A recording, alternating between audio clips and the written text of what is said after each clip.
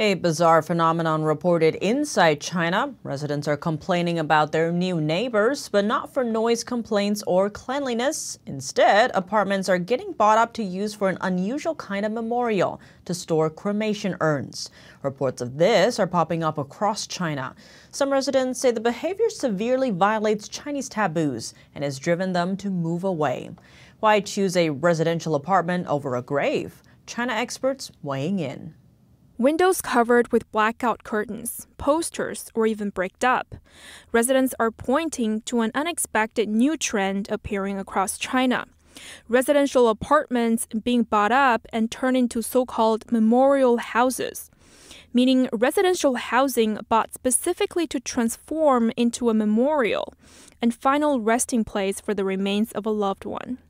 Thursday marked China's Qingming Festival, also known as Tomb Sweeping Day. The festival is a major holiday for Chinese people, serving as a time to remember family members who've passed away.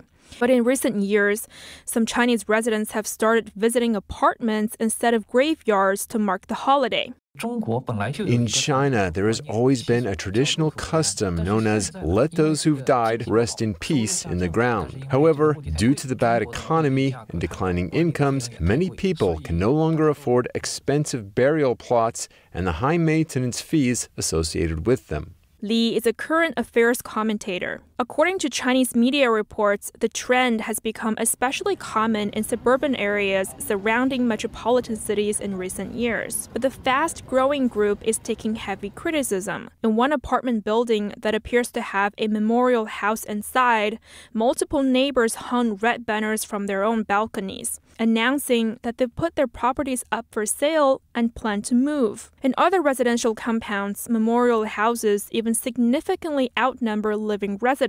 That's as the price of burial plots rises and the cost of residential apartment falls. There's also another factor. Under the Chinese Communist Party, citizens cannot buy land. Instead, they must get permission to use the land from authorities, which expires after a set amount of time. Purchasing a home grants the owner the right to use the land the home is on for 70 years, whereas a burial ground plot is only good for 20 years.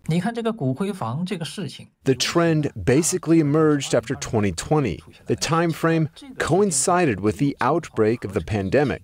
So during that time, how many people actually died in mainland China? Did the significant increase in deaths lead to higher cemetery prices? Is there a correlation? I think this is worth questioning. Based on local reports collected by NTD, illness-related deaths are still running high inside China, impacting a wide range of age groups. Getting seen at hospitals requires waiting in line for around 7 hours. The local authorities don't allow people to announce deaths publicly. All mourning has to be done at home, and then the remains must be taken to the crematorium. Many memorial altars are set up at home. I hear about at least 8 cases every day through local chat groups. At the crematorium, there's a waiting list with cremations booked 3 days in advance. 6 of my close friends have passed away. They were all diagnosed with either cerebral or myocardial infarctions. Very frightening. The youngest was around 28 years old, and the oldest was in their 60s. My best friend was around 40 years old. We used to chat together often, but after going to bed one night, the next day, they were gone. The Chinese Communist Party has a history of covering up death tolls and infection numbers, both during the COVID-19 pandemic and beyond.